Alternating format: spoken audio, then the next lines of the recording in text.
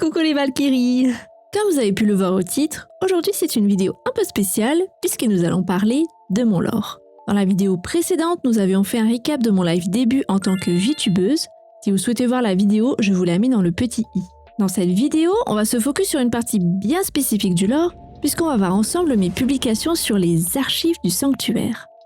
Eh bien, c'est parti, on va voir les indices que j'y ai cachés.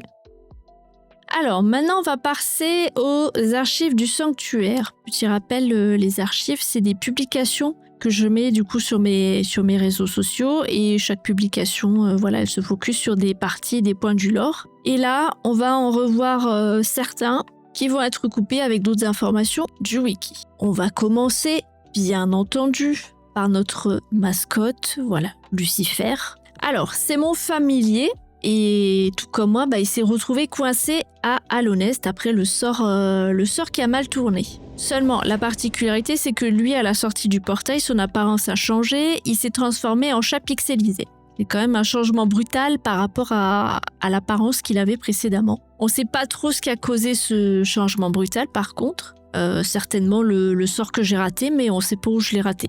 Alors, son rôle sur les lives, eh bien, c'est de m'accompagner dans mes aventures, puisque déjà, de 1, c'est mon familier, et de 2, le pauvre, il a pas le choix, il est coincé avec moi. Donc, s'il veut rentrer à The New Yggdrasil, il a pas le choix que de me suivre. Il est en charge aussi de surveiller avec Loki les lives et de communiquer avec vous dans une certaine mesure. Bon, après, on va pas se mentir, c'est un chat. Il a ses petites préoccupations, surtout que c'était un chat de sorcière. Donc, voilà, c'est un peu particulier en tant que familier. Donc bon, lui il regarde beaucoup ce qui se passe et c'est un peu Loki finalement qui fait tout. Petit rappel aussi, vous pouvez interagir avec lui avec les points de chaîne. Bon, vous les connaissez très bien maintenant les points de chaîne puisque vous pouvez le nourrir, l'hydrater et rêver avec lui. Mais vous avez aussi le panel magique qui est dans ma bio où vous pouvez jouer avec lui et vous pouvez le pat-pat aussi. Voilà. Et ça peut, chaque interaction peut l'aider du coup à grandir et peut-être à dévoiler ses petits pouvoirs cachés. Alors, comme moi, il vient de The New Yggdrasil. De base, alors avant d'être un chat pixelisé, de base c'est un chat qui a le pelage noir. Donc il est complètement noir. Mais bon, voilà, avec le portail, évidemment, il a subi quelques petits changements, le pauvre. D'ailleurs, en plus d'avoir cette apparence pixelisée, il a maintenant des petites touches de gris sur son pelage. Voilà, de base, il est complètement noir. Même si, des fois, pendant Halloween, vous l'avez vu, il reprend son apparence complètement noire. Donc, par les points de chaîne, vous pouvez l'aider aussi à retrouver un petit peu ses pouvoirs, puisqu'il en a perdu, mais il en a quand même certains qu'il a réussi à conserver, donc ça l'a beaucoup, beaucoup affecté.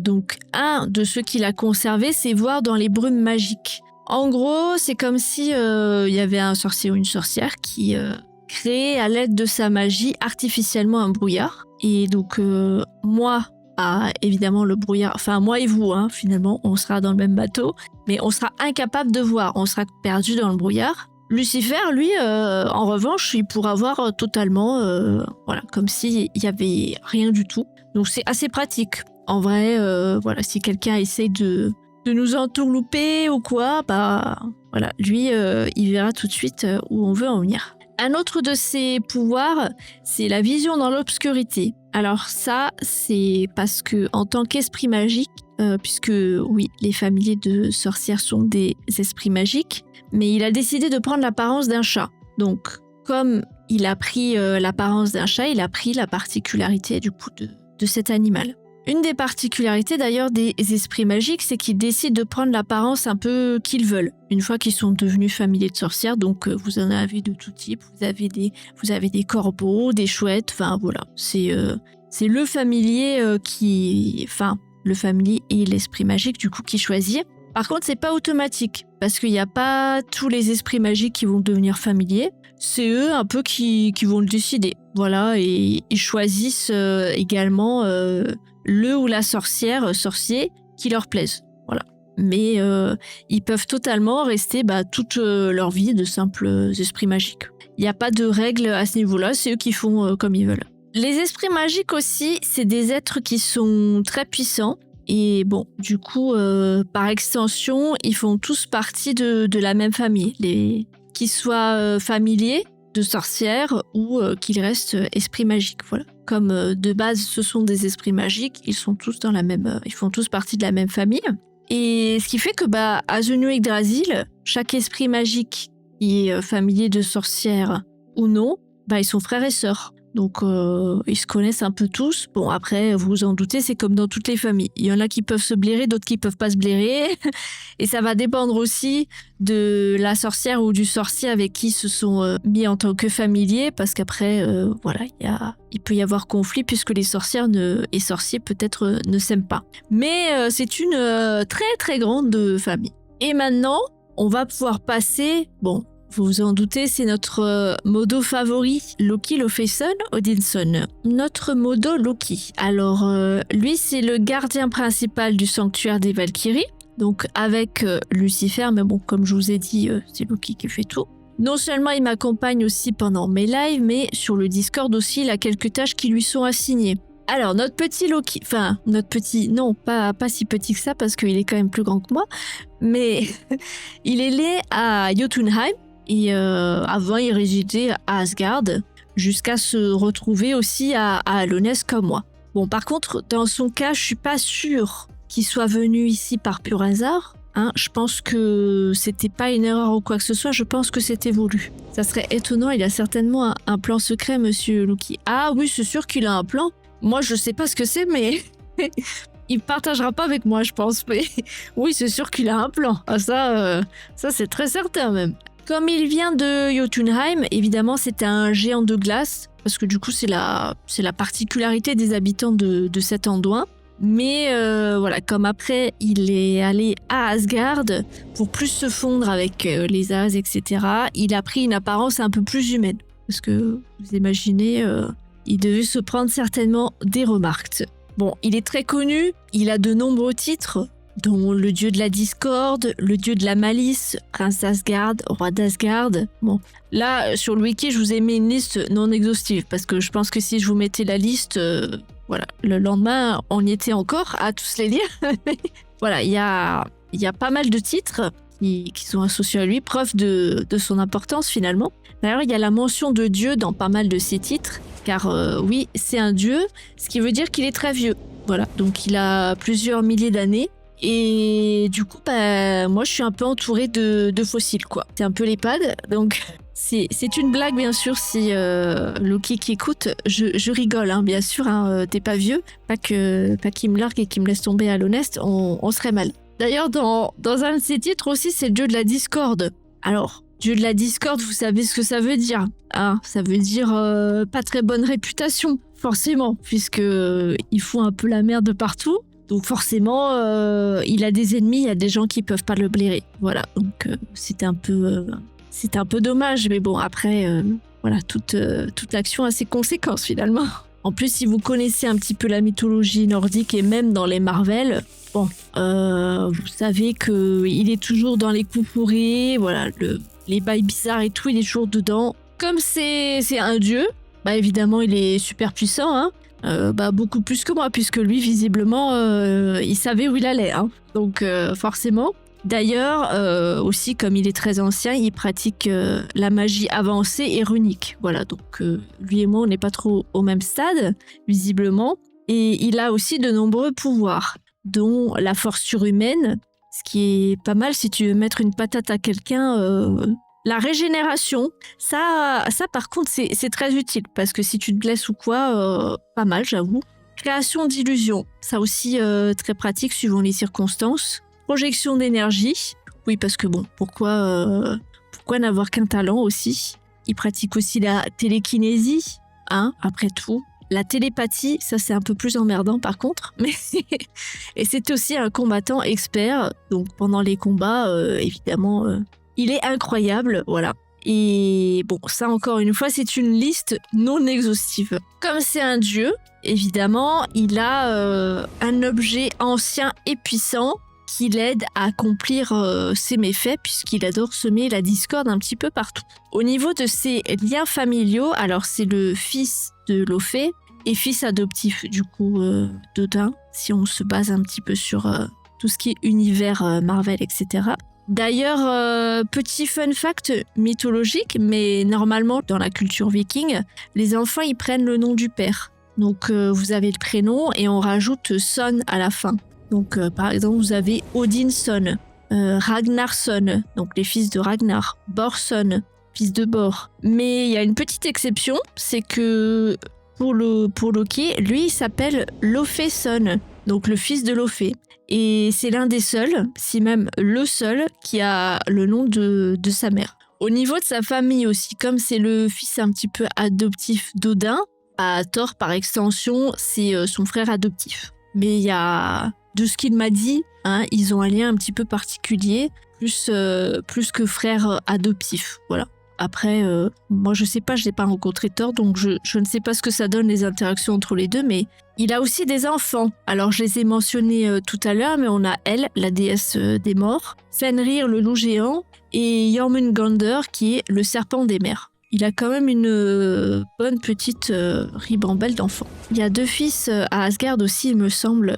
Lui, il m'en a pas parlé. Je sais pas si c'est le cas ou pas, mais oui, effectivement, dans la mythologie, ces enfants qui étaient humains d'ailleurs parce qu'il les a eus avec une Valkyrie, les 2 enfants humains ont été sacrifiés malheureusement. En même temps, ça doit pas être un souvenir très top. Non, j'imagine que quand tu vois tes 2 enfants se faire sacrifier, dans la mythologie nordique, l'excuse, c'est que c'est à cause de lui, à cause de des choses qu'il a faites. Sachant qu'ils ne sont pas responsables de leur père, des actions de leur père. Sauf si, évidemment, ils participent. Mais là, en l'occurrence, c'était pas le cas. Donc, voilà. Après, lui, pour le moment, il m'en a pas parlé. Donc, peut-être que c'est différent dans son histoire à lui, dans sa timeline, par rapport aux mythes qui ont été racontés. Je sais pas s'il me le dira un jour, parce que faut dire qu'il cause pas trop.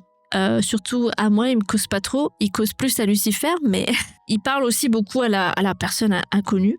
Et on va pouvoir parler un petit peu de la personne inconnue, qui pour le moment n'est pas encore apparue officiellement. Plus discrète, je vais dire que Loki, avec son ego qui est quand même assez conséquent. On va pas se mentir, voilà. On sait très peu de choses sur cette personne, mais elle est très très proche de Loki.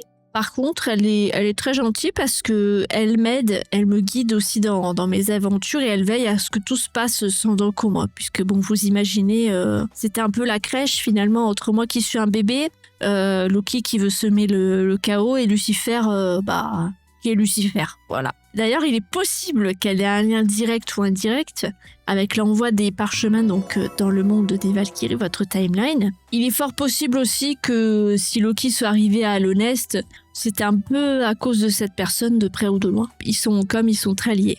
Cette personne inconnue, on sait pas grand-chose, mais tout comme Loki, c'est un ou une géante de glace. Comme c'est également un ou une géante de glace, certainement que cette personne doit venir également du même endroit que Loki, Jotunheim. Il y a de fortes chances. La personne inconnue est une personne plus vieille que Loki. Donc encore une personne très ancienne.